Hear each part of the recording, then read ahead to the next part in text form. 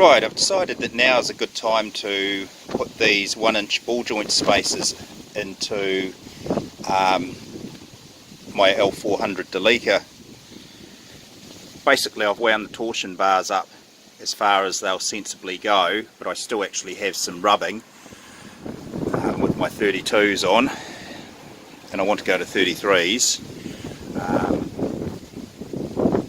Interestingly enough, both ball joints had to be replaced a few weeks ago, actually before I had these spacers, or I'd have had them put in at the same time. And I could well imagine it's because the steering geometry is out, and it does actually look on quite an angle, particularly with the lower one.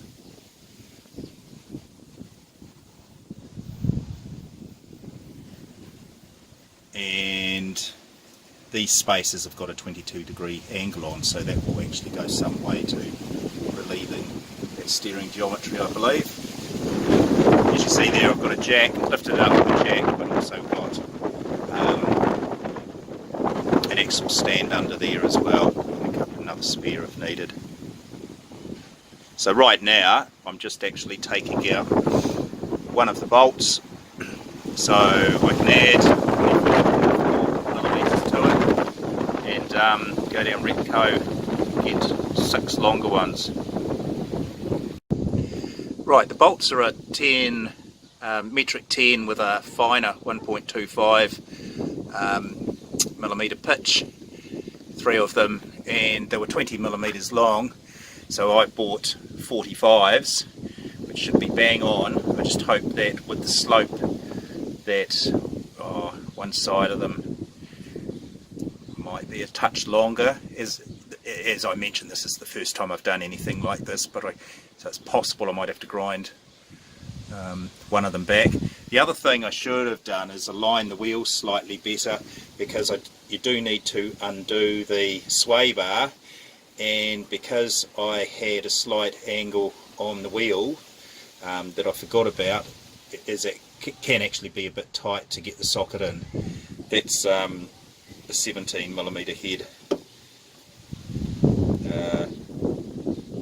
bolt head there, and I decided to undo that one. In the past, around the back with the rear sway bar, I've tried to undo this and it's just turned around, so I thought it's probably better that I undo the sway bar there. Looks like it probably doesn't really matter which of those nuts you undo on the sway bar, they both got an internal head anyway. So this is all loose now, but I've obviously got to drop it an inch or so. I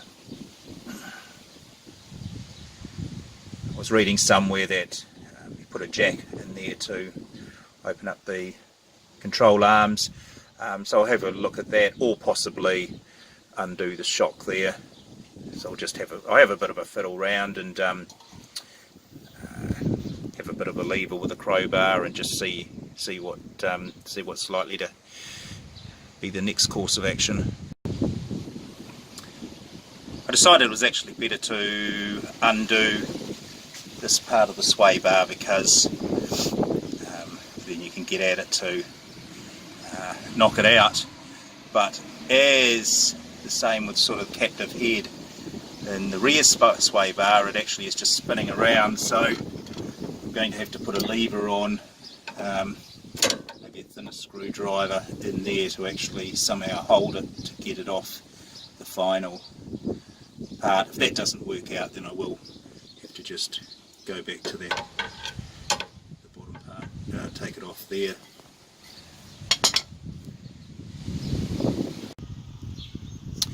I was having problems getting the nut for the sway bar off. That one, the top one, spins around. The bottom one you could undo, but you couldn't get out because it was out of alignment. So what I'm doing is just putting a bottle jack underneath, and that will just lift it up slightly so it's all on a line and should be able to pop out. Right, so we've got the whole ball joint and arm out. This is the spacer. This all has to go back under there, which at the present point of time it's obviously not. So I'm going to have to separate the control arms. Probably a couple of ways to do that. Somebody did suggest a bottle jack, so I've got a bottle jack there to put a bit of pressure to those on. I'll have a fiddle round still with pry bar just to see if there's any leverage points that are solid that I can use, and we'll just see how we go. Right, I'm just manoeuvring the I've used the jack to just separate the control arms, and now just moving it all back into place. The original bolts were 20mm long, so I added 25mm to them for the width of the spacer. It came up with 45mm. They're an M10, metric 10, fine thread 1.25, and make sure you get high tensile ones.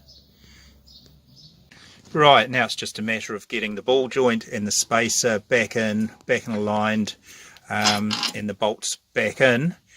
Careful you don't cross thread them or anything like that. So it's sort of a matter of pushing them in, maybe doing one at a time. Just got them there to show you. Maybe one at a time, lining that up, probably the back one actually. And then perhaps getting the bottle jack. You can take the bottle jack out now and put it under the control arm, and perhaps just start lifting the whole thing back in, and just gently lining the threads up, and then just biting one of the threads as soon as it gets in. So you use the jack between the control arms to open up the gap, so you can actually put the spacer on and put the ball joint in. There's a bit of fiddling around getting the bolts lining up right. It's probably better to do one at a time, possibly the back one, because it's harder to play with later, but do get it all aligned up and square before you put any real pressure on, or before you use a socket on it, just so you don't cross thread or anything like that. So it's just sort of a matter of fiddling around, lifting the bolt up and down, and as you see, the ball joints, it's all sort of fairly flexible at this stage.